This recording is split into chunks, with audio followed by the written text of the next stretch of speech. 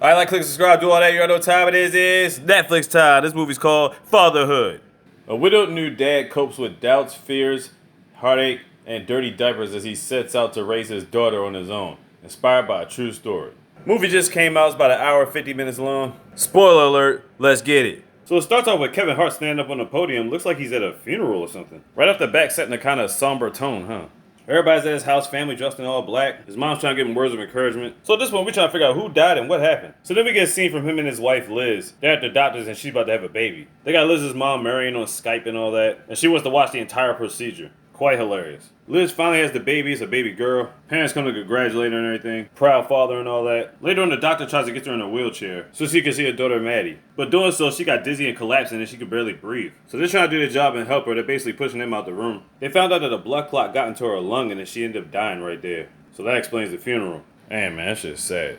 So he's basically been having doubts if he can even raise the baby on his own. And of course, nobody thinks he can except for his mom. Nobody thinks he could do it, not even Liz's mom and especially not even his friends. But he's gonna set out to prove him wrong because he's like, fuck that, we got this. And he goes through the classic crying in the middle of the night, changing diapers and all that, trying to get some sleep, you know, the usual. Of course, his mother-in-law still don't think he can do it. That's why her and his mom are spending more time at the house. So she asks him, why don't you just move back to Minnesota? We got this. He's like, no, I got this. It's my daughter. I'm gonna get it popping. And Liz's dad believes in him too. He's one of the few people that gives him encouraging words throughout the movie. But his mom and Liz's mom are watching the baby while he's at work. He talks to the boss about trying to work from home and then coming in when necessary. And there's his boss. Wow, Paul Reiser? I haven't seen him since Mad About You sitcom. He understands where Kevin's coming from. I mean, he's got like 3 kids of his own. He basically mentors him through the situation. But he wants Kevin to fill out this assignment because obviously he doesn't trust Oscar to do the shit. Oscar's hilarious, by the way. Back in the house after he gets off work, everybody's watching the baby. Jordan's talking about feeding her Cheetos and shit. Then he brings up a pet goldfish. He's like, kids love animals, plus she's not even allergic. The mother-in-law cuts Kevin a deal. She said, at any point in time you feel like you can't handle it, you're coming to Minnesota to live with us. But if you're doing okay within the first 2 months, we'll leave early. Because the thing was, she was going to stick around the house for another 6 months. And anybody can only take so much of their mother-in-law living in the same house with them. Jordan at the baby store trying to get his Mac on with the cashier. But then Kevin hating on him, talking about the diaper rashes for him. Talking about he got bumps on his butt. Tell your friend stop hating on you. Yeah, Kevin messed this game up. So you can tell a little bit of time passed because she's getting bigger. Later on, he's spending some time with his mom, and he can't get the stroller to fold down because he's impatient. Yeah, and I first tried to do it, I couldn't get it either. That shit sucked. Of course, mom folds it in with ease. Of course. And the rest of the family's about to head out to Minnesota. Now it's just him and Maddie by himself. Took him years to get the car seat in there. They get their basketball in before she starts crying again. Almost left her at the store one time. Almost. Taking her to work with him. And of course when he's out, people asking like, oh, where's mom? And he comes up with excuses like, oh, she's an astronaut. She's training to do something else. But it really ain't none of their business. And honestly, you know, you just assume there's a mom there because it's a baby, right? They're just chilling, spending time reflecting, thinking about Liz. Sends her some flowers, then ends up changing Maddie's diaper there. Then they ride past the school that his mom always wanted her to go to. St. Joseph Catholic School. I don't think she likes the idea of going to a Catholic school. Then it gets to a point no matter what he does, she can't stop crying. Gets the friends over, nothing. Goes to a parenting seminar. First they think that he's trying to find an AA meeting. It's like, damn, dads can have kids too. So she gives him some advice. It's like, have you ever tried white noise? He's like, what the fuck is white noise? So he turned on a vacuum cleaner and then she stopped crying. So, you know, victory for Kevin. But of course, getting to work the next day, because he's been trying to get Maddie to sleep, obviously he wasn't getting enough sleep himself. So he's trying to do a presentation and he hears his baby crying. So one of the office ladies is holding his baby while he's pushing around a vacuum cleaner. And one of the guys from the meeting gives him this white noise app. Puts the app on, Maddie's fine, and he continues on with his presentation. His boss gives him a bit of an earful until this lady comes in and congratulates him on his presentation. He's like, dude, I get it, man. Like, just find a babysitter, dude. So he happens to find this one babysitter who's like the most eccentric person on the entire planet. He's having second thoughts about it, but he's gonna try it out for a day. Goes out with his friend Jordan, everything's all good and gravy. You know, Jordan trying to do his thing. He's trying to pick up on some chicks. But Kevin's not even on that level right now. Matter of fact, he's still thinking about Liz. It's basically not even fun for him no more, so Kevin's about to roll out. He's like, man, I'm just trying to get you to chill for a minute, man.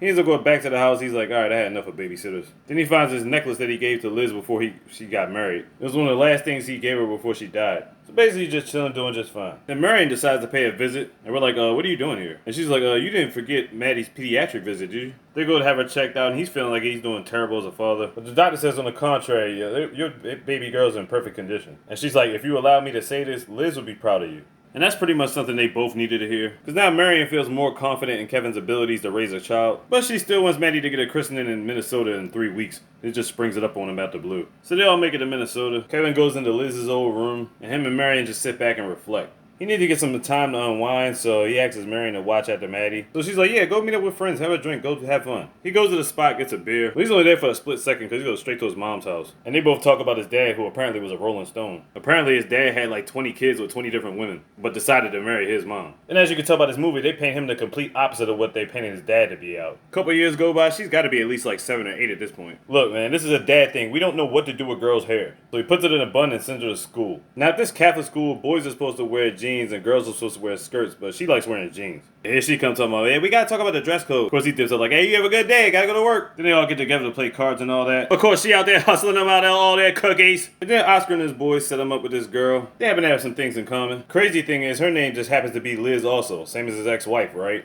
Ironic how things work out. So she helped produce this cartoon called Lucky Jim, and he thinks it's safe just because it's a cartoon. But she's like, it's a reason they call it Lucky Jim. Like, you ever watched the show? And he's like, nah. She's like, yeah, it's about a horny leprechaun. So then Kevin, Maddie, and Jordan actually start watching the show. Then he really sees what it's about. He's like, okay, that's enough of that. Then you gotta have some random guy picking on her because like, hey, Maddie, are you a boy or a girl? Because she's wearing jeans and shit. Then Dad gets called in because Maddie called the dude a bonehead. Bottom line, it's a stupid argument, but the whole conversation is about the dress code. So they go shopping for girls' underwear, and she picks up boys' underwear. Later on, he lets her pick any jewelry out of her mom's jewelry box, and she just happens to pick the necklace that Kevin gave to Liz years ago. But he's really giving her what she wants because he's about to go on a date. So he gets ready, he goes on his date with Liz. They had a great time, and he probably hasn't been on a date in years. Alright, stepping up after a bunch of years, sees her to her door, and he goes back home. Maddie's still up talking about you're late. 13 minutes late. You said you're gonna be home at 11. He's like, Maddie, what are you gonna do, ground me? So next day, Maddie's at soccer practice, and he's been spending a little bit more time with Liz. Then he's trying to get work done from home at Skype. And of course, Maddie gotta be messing with him, of course. Look at their faces though, especially one in the middle, like, really? Getting it poppin' with Liz some more. This time he leaves the store, and he left for on purpose. Maddie's not really jealous that he's been away a little bit more. He's trying to balance everything out. But she does feel some type of way that they have a babysitter more often than usual now. Tonight happens to be the night she tried to get it cracking. But he lets her know he's always thinking about Maddie first. She knows she perfectly understands, she gets it, but she still trying to give you the business. And then him and Maddie have carnival day. Of course she can handle the rides, and of course he's all just distraught. She's on chill and he can't even go through haunted houses. He gets scared and end up punching a clown in the face. She's like, Dad, you over here hitting clowns? What are you doing? He's like, nah, man, we good. Then afterwards, he finally introduces Maddie to Liz. She was kind of skeptical at first, but then she's like, alright, Liz, cool. Before you knew it, they were painting walls together. She's like, babe, come by my place tomorrow after you drop Maddie off at school. You know what I'm saying? Feel me? You already know what time it is. So next day, he drops Maddie off at school, gets some lattes, heads over to Liz's spot. While that's going on, the school finally convinces her to wear a skirt. And of course, while she's climbing up on something, boys gotta go teasing her again. And here he comes talking about, Maddie wears boys' underwear, come on. So she tried to jump on Darren and landed in the dirt. And she ended up getting this big ass gash on her head, like, damn. But how'd she get that from the little mulch that they put down there? You know the stuff they put down there in jungle gyms and all that. It's like, come on. Well, anyway, the school's trying to call Kevin, but Kevin's knocked out after they give us a well-deserved business. Later on, she's at the hospital. Kevin wakes up and he finally gets all the missed calls. Hers on over to the hospital, make sure that everything's all good. He thinks it's his fault for not being there. He tries to get her up out of there, but then he's like, sir, she still needs stitches. He doesn't want them to do anything in here because he's still thinking about how his wife died in here. He doesn't really trust them to do their job at this point. But Maddie convinces him to let them do their job. And of course, he obliges. Later on, Liz checks on everybody to make sure everybody's good. Then he goes on a whole tirade. He blames himself for being with Liz. He blames himself for not getting to the hospital fast enough. Then he breaks down to her what happened to his wife at the hospital. Yeah, he just had like a complete and total meltdown. It wasn't like he was blaming her or anything, but it kind of felt like he was. It seemed like he was just not ready to be in a relationship. It just happens to be the one time he's not there for Maddie, all this other shit happens. I understand and get it, but dude, it was not your fault, you know what I'm saying? He goes back to check on Maddie and she can't find her necklace. He said, don't worry about it, it'll come up, I guarantee you. Later on, the boss wants him to go on a trip to do some business, and he accepts it because he only trusts him to do it. He gets some more advice from Liz's father, and him and Maddie are going to head down to Minnesota for a little bit. And then Maddie's pissed off at her dad because him and Liz kind of broke up. She's telling her dad, like, Dad, you gotta live your life too. You can't just be thinking about me all the time. So they're finally back in Minnesota. Later on, Kevin and Marion get into an argument about something. But it's because Kevin's confused. I think he's coming to the realization that he does need help. And he wants his daughter to be happy, so he's going to let her stay in Minnesota. Frustrated himself, he decides to go to his mom's house. He gets some advice and she basically tells him the same thing. Now, obviously, kids need their fathers or whatever like that, but this is more of a situation where he actually needs Maddie more. It's just him trying to beat his demons and trying to get over his wife. He doesn't want to be alone, basically. So he kisses her goodnight and decides to let her stay in Minnesota. And he leaves out the next day, ready to go back home and do work. Probably the hardest thing he ever felt like he had to do. This boy's Jordan telling him, man, you did all you could do, man. He's like, man, I didn't even think you'd last this long. He's like, nah, man, I still haven't done enough. You never do enough. That's your daughter, you know what I'm saying? Then his boss officially wants him to take the job because actually he's moving up and he wants him to take his position. So there you go, promotion.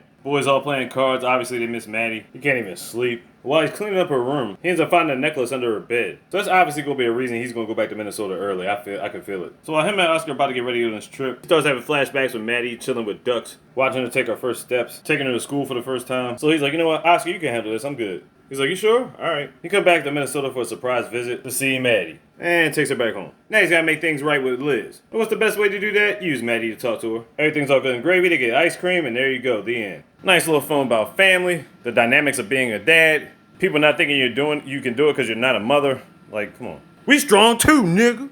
Anyway, Fatherhood on Netflix. Check it out. Like, subscribe, do all that. You know what time it is. Sleep easy, easy, mister. Ow, big. You got that slogan.